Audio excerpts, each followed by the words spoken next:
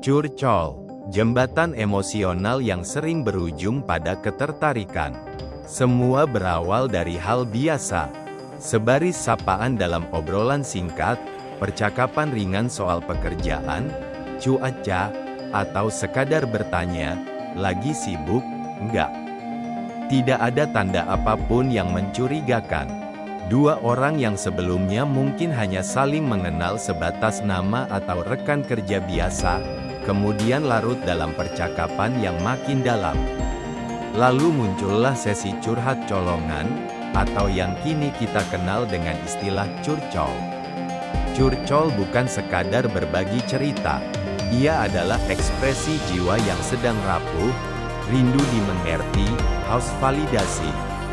Curcol adalah bentuk komunikasi emosional yang jauh lebih intens daripada sekadar bercakap basa-basi.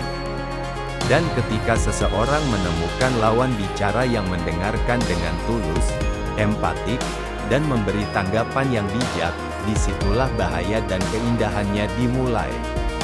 Sebab hati manusia punya celah yang mudah disentuh oleh rasa nyaman. Bagi yang sedang galau, curcol bisa menjadi tempat pelarian. Ia merasa didengarkan tanpa dihakimi. Sedangkan bagi pendengar yang baik, memberi solusi terasa seperti memberi makna, menjadi penting bagi orang lain. Tanpa sadar, terbentuklah koneksi emosional yang saling mengikat. Hubungan yang awalnya datar mulai punya kedalaman.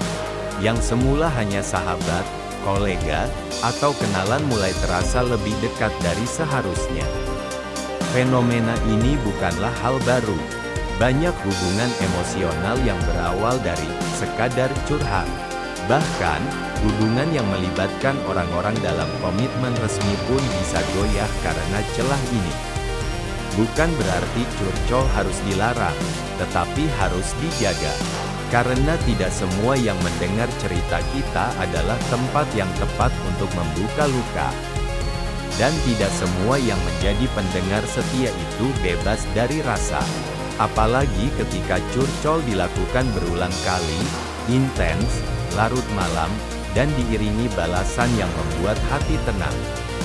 Jika kamu sedang jadi tempat curhat, berhati-hatilah dengan peranmu. Jangan sampai kenyamanan yang kamu beri, membuka pintu hati yang tidak seharusnya kamu masuki.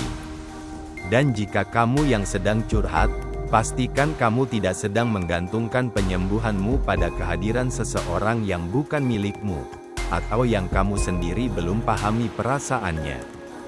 Karena sekali koneksi hati terbangun lewat curcol, sangat sulit untuk memutusnya tanpa meninggalkan luka.